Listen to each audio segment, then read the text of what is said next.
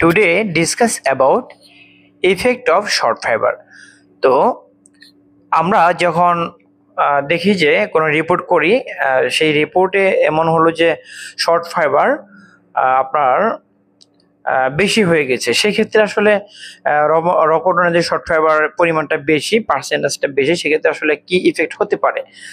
তো short fibre বিষয়টা যেটা হয় যে এক্সেসিভ শর্ট ফাইবার দেন ইয়ার্ন হেয়ারনেস ইনক্রিজ, অর্থাৎ সুতার যে হেয়ারনেস, সুতার মধ্যে যে হেয়ারনেসটা সেটা লুমশ ভাবটা সেটা কিন্তু বেড়ে যাবে।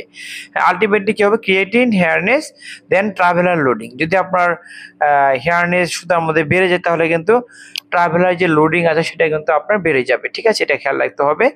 দেন হচ্ছে যদি শর্ট ফাইবার আপনার পরিমাণটা বেশি থাকে, হ্যাঁ, আমরা রিপোর্ট করে দেখলাম যে শর্ট ফাইবারের পরিমাণটা ধরুন 5 থেকে 6% হয়ে গেছে, সেক্ষেত্রে কি হবে, আইপিআই বেড়ে যাবে।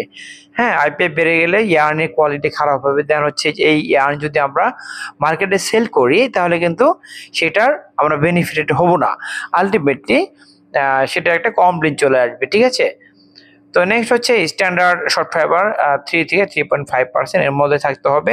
আবার একটা জিনিস মনে রাখতে হবে যে শর্ট ফাইবার যদি আমাদের কমও হয়, একেবারে কম হয়, সেক্ষেত্রে কিন্তু একটা বড় ইফেক্ট পড়তে পারে, আবার বেশি হলে বড় ইফেক্ট পড়তে পারে। এই জন্য আমাদের খেয়াল রাখতে হবে, আমরা যখন রিপোর্ট করি তখন অবশ্যই খেয়াল রাখতে হবে 3 থেকে 3.5% পর্যন্ত যেন হয়।